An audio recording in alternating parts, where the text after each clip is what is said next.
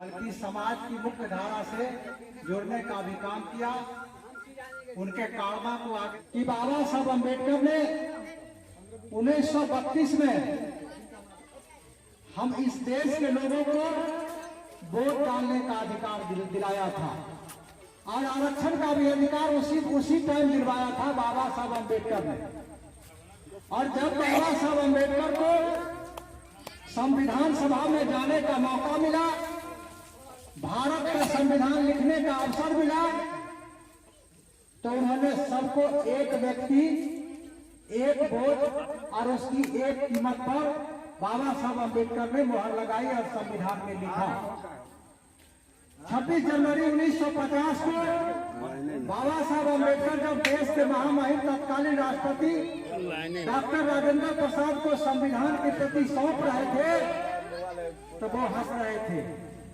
तो लोगों ने पूछा, जब समारोह समाप्त हो गया, कि बाबा साहब अम्बेडकर आप किस बात के लिए हंस रहे हैं?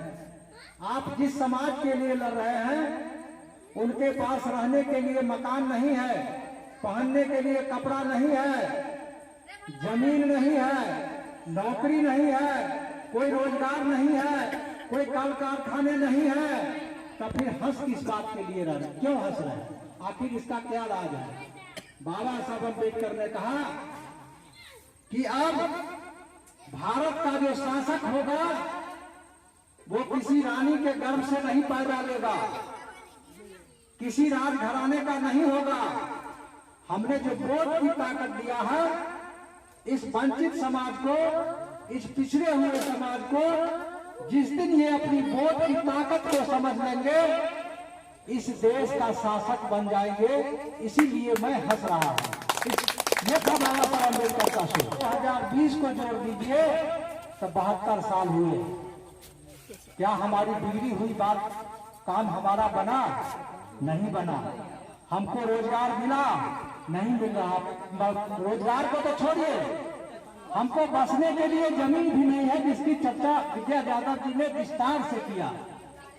आखिर हम इस देश के मालिक हैं, इस देश के नागरिक हैं। एक के पास हजारों बीघा जमीन है और हमारे पास बसने के लिए आदमी जमीन नहीं है, चलने के लिए पगडंडी नहीं है। इसका क्या कारण? इसका सबसे बड़ा कारण है कि कानून बनाने वाली जो संस्था है, चाहे वो जिला पंचायत का हो, ग्राम पंचायत का हो, विधानसभा का हो, विधान परिषद का हो, लोकसभा का हो, राज्यसभा का हो, जो शक्ति का स्रोत है, जो आमदनी का स्रोत है, जो सोर्स ऑफ पावर है, वहां हम लोगों का कब्जा नहीं है।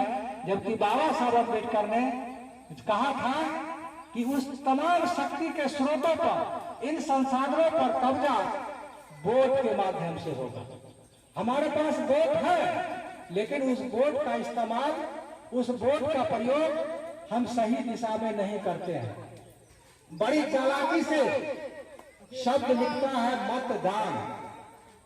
देखिए, संविधान में लिखा हुआ है राइट टू वोट, मताधिकार। मताधिकार का मतलब है मत का अधिकार। अब अनुवादी क्या बना दिया? आप दान कर दीजिए। तो जब हम दान कर दिए तो कितने दिन के लिए दान करते हैं? 5 साल के लिए दान करते हैं। और आप जानते हैं कि सामाजिक जो व्यवस्था है, दान दी हुई चीज पर दान देने वाला का कोई अधिकार नहीं होता।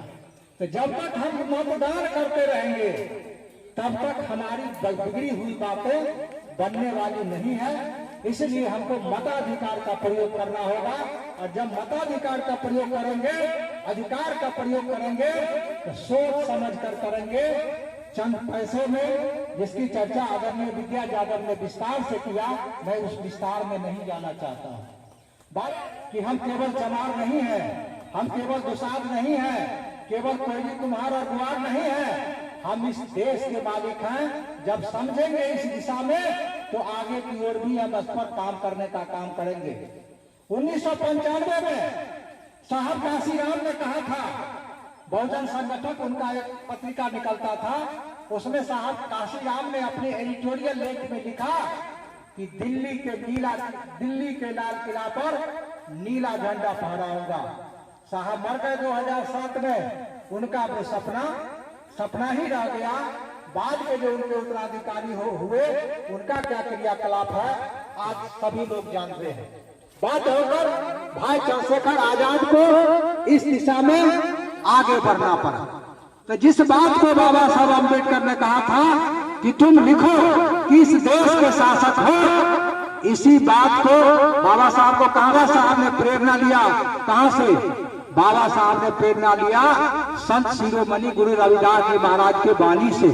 गुरु जी ने लिखा है, त्रिपद एक सेज सुख सुता सपनों भयो भिखारी। गुरु जी ने लिखा है, आप सभी लोग हम लोग जयंती मनाए। एक राजा है जो रात में सोता है और सपना देखता है। क्या सपना देखता है? कि उसका राजपाट छिन गया, उसका राजपाट को हड़प लिया। तो जिसका राजपाट हड़प लिया जाता है क्या हो जाता है? वो कंगाल हो जाता है, बदहाल हो जाता है। ये बात गुरु जी ने कहा। नीचे दूसरा लाइन में देखते हैं, अक्षरत राज बहुत दुख पायो सो गति भयो हमारी।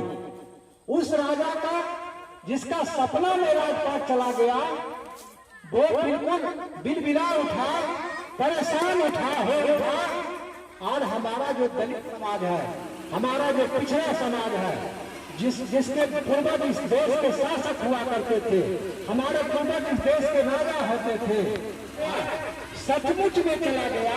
लेकिन हमको इसका एहसास नहीं है। ये बात गुरु जी ने कहा। इन्हीं बातों से प्रेरणा लेकर बाबा साहब अम्बेडकर ने लिखा और कहा कि तुम अपने घर के दीवार पर लिखो कि तुम इस देश के शासक हो। आज उन्हीं के बाबा साहब के इस कारनामे को सदमानव साहब काशीराम के बाद हम लोगों के नेता, भीम आर्मी के संस्थापक, आजाद समाज पार्टी के राष्ट्रीय अध्यक्ष भाई चंद्रशेखर आजाद कहते हैं कि आओ आप इकट्ठा हो जाइए, आइए मिलकर के विचार करिए कि हम इस देश का शासक बने। वो किसी को एमपी और एमएलए बनाने की बात नहीं करते हैं। चंद्रशेखर आजाद वो कहते हैं कि जो बात गुरु रविदास जी महाराज ने कहा, जो बात बाबा साहब अम्बेडकर ने कहा, जो बात साहब काशीराम ने कहा और किया, उस कारवा को आगे बढ़ाना है और हमको इस देश का शासक बनना है। अपने लोगों को जो ही हम इस देश के शासक बन जाएंगे तो हमारे बच्चों का पढ़ाई लिखाई कैसे होगा इसकी चिंता हमको नहीं होगा, क्योंकि देश के सारे संसाधनों पर हमारा कब्जा होगा। कैसा यूनिवर्सिटी होना चाहिए, कैसा अस्पताल होना चाहिए, कैसी सड़कें होना चाहिए, कैसा मकान होना चाहिए, किस तरह के उद्योग धंधे होना चाहिए, कैसा रोजगार होना चाहिए, यह हमारे लोगों ने करेंगे तब जब हम इस देश के, इस राज्य के शासक बन जाएंगे। इस अभियान को लेकर भाई चंद्रशेखर आजाद रावण चल रहे हैं। आप लोगों से मैं अपील करता हूं इस मंच के माध्यम से कि जिस कारवा को हम लोगों को